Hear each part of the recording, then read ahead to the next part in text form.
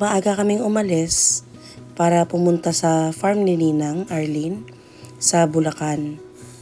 Nakarating na nga kami at ako ang nag-drive.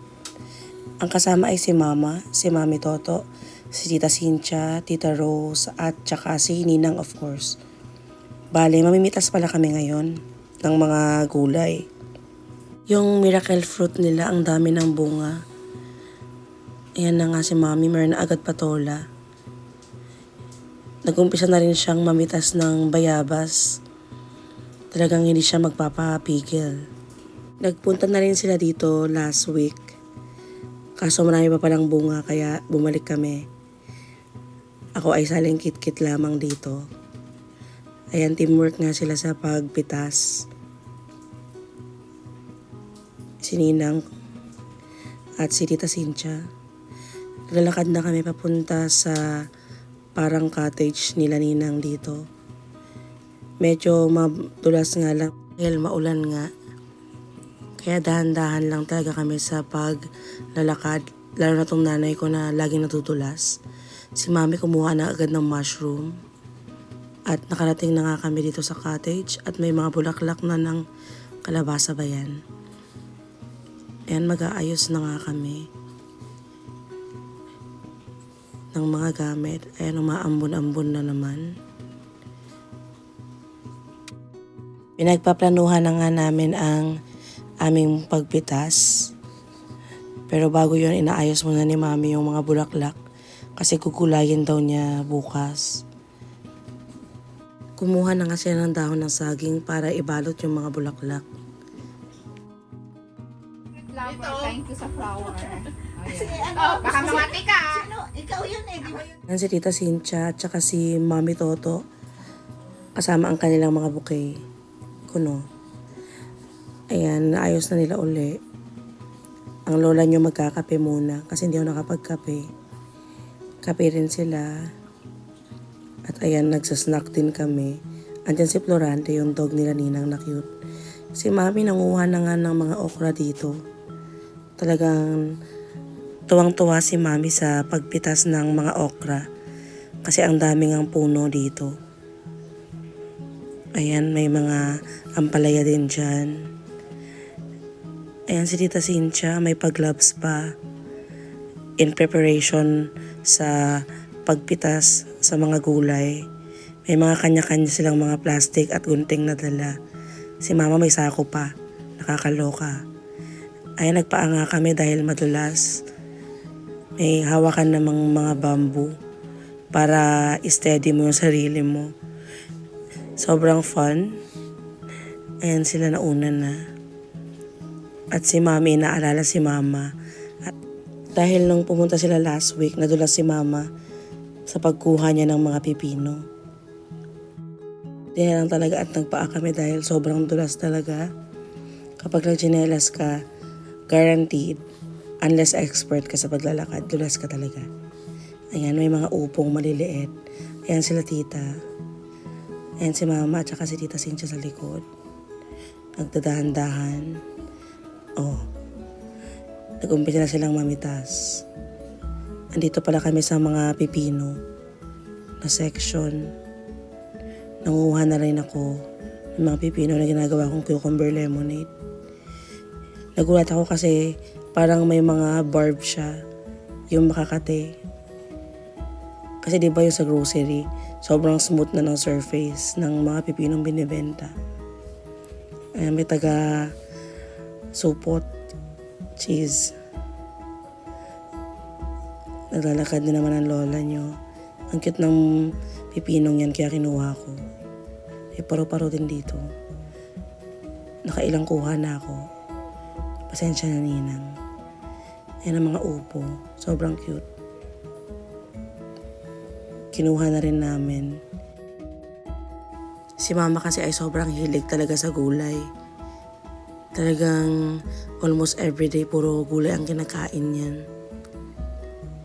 Kaya tuwan-tuwa sila dito. Ayan si Tita Cynthia, kumuha na rin ng upo. Ang lola mo in action. May pa cucumber pa sa bulsa. Bumalik muna kami kasi Umaambon na naman at baka ma-stuck kami dito at magsitulasan na. Pero kukuha muna ako ng pipino ulit. Ayan na yung sako nila. Si Ninang tutulong na rin daw siya sa pagbuhat ng mga pinitas. Dahil nga naulan na.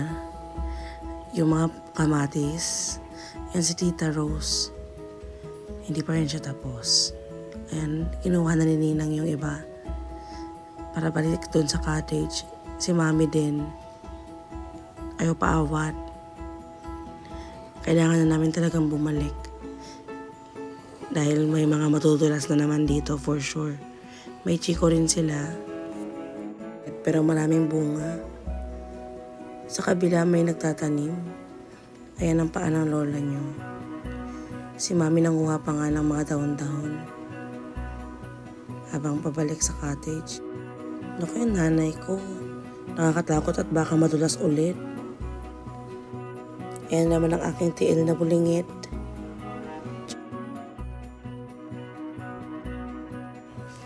Nag-umpisa nang lumakas yung pagbagsak ng ulan. Tama talaga na bumalik muna kami. Sila Ninang at si Mami, nagkatay ng manok pang lunch daw namin. Yan, nag-prepare na talaga sila ng mga gulay. Yung manok na kinatay kanina.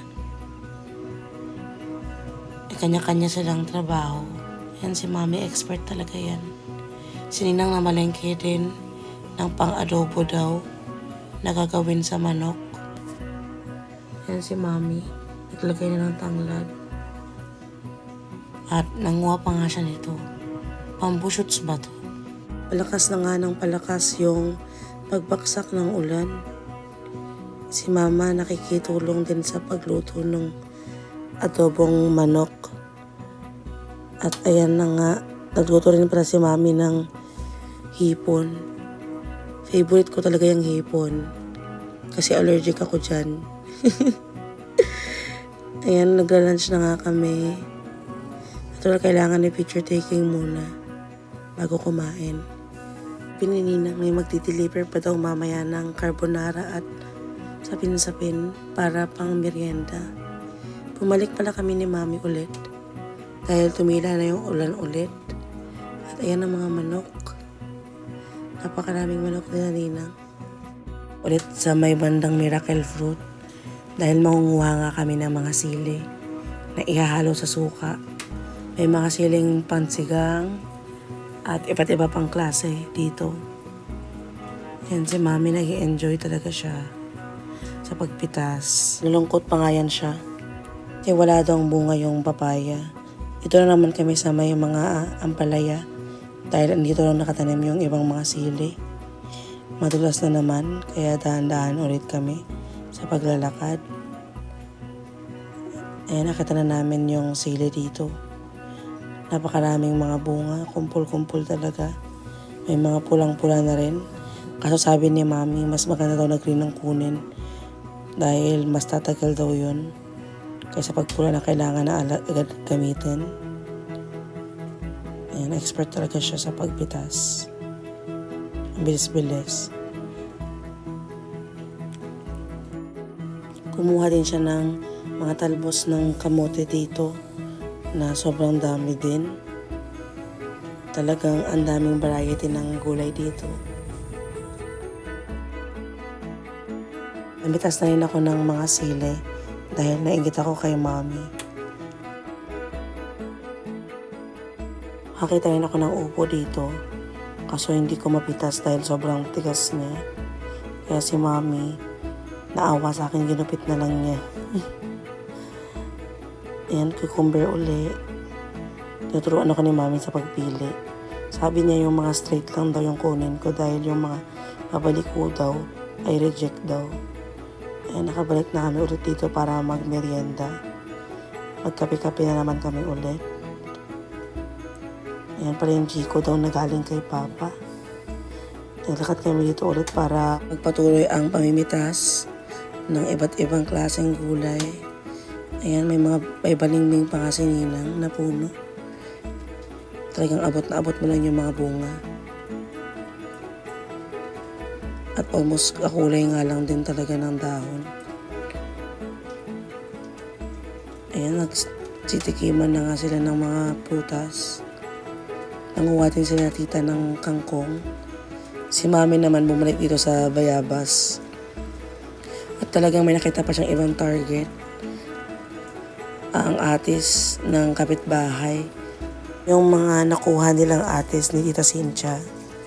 Bumalik kami ulit dito para magpahinga. At dumating na nga yung in-order ni Ninang na carbonara at sapin-sapin. And isang bilao talaga. Kain-kain na naman kami. At napansin namin na talagang lumalakas na talaga yung ulan. Nalaman na lang namin na may bagyo pala. Si Bagyong Helen. Talagang ang lakas ng hangin. Sila Tita Cynthia at si Mami, kinatay na naman yung isang manok. Dahil lutuin daw yun bukas sa birthday nga ni Ninang. Bumalik na naman kami ulit para mamitas ng ampalaya.